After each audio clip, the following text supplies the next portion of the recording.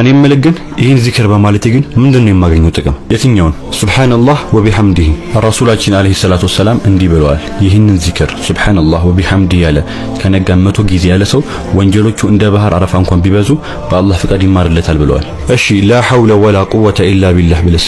ረሱላችን አለይሂ ሰላቱ ወሰላም ስለዚህ ዚክር ሲናገሩ ከጀነት ሀብቶች ውስጥ አንዱ ነች ብለዋል። አልሐምዱሊላህ ይሄኛውንስ ብል? የኛ ውዱ ነብያችን ረሱላችን አለይሂ ሰላቱ ወሰላም እንዲህ ብለዋል። ንጽህና የኢማን ግማሽ ነው፣ ምስጋና ደግሞ ሚዛኖችን ትሞላለች ብለዋል።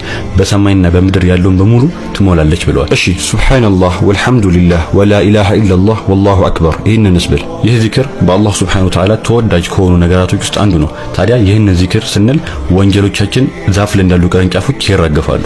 እሺ ሱብሃንአላህ አልሐምዱሊላህ አላሁ አክበር ይህንንስ ብል? ረሱላችን አለይሂ ሰላቱ ወሰላም ስለዚህ ዚክር ሲናገሩ አገልጋይ ከመያዝ ይህ ዚክር ይሻላል ብለዋል። ማለትም ከመተኛታችን በፊት ይህን ዚክር ካለን ነገ የምንሰራው ስራ ላይ አቅም እንዲሁም ብርታት ይሆነናል። አስተግፊሩላህ ይህንንስ ብል? ይህ ዚክር ምህረት መጠየቂያ ዚክር ነው። ታዲያ የነቢዩላህ ኑህ ህዝቦች አንዲት ጊዜ ብቻ አስተግፊሩላህ ቢሉ ኑሮ አላህ ሱብሓነሁ ወተዓላ ዝናብን ያዘንብላቸው ነበር፣ ሀብትን ይሰጣቸው ነበር፣ እንዲሁም ልጆቻቸውን በረካ ያደርግላቸው ነበር። በሱ ብቻ አለበቃም፣ ጀነት ውስጥ አትክልትን ይሰጣቸው ነበር፣ እንዲሁም ወንዞችን ይሰጣቸው ነበር።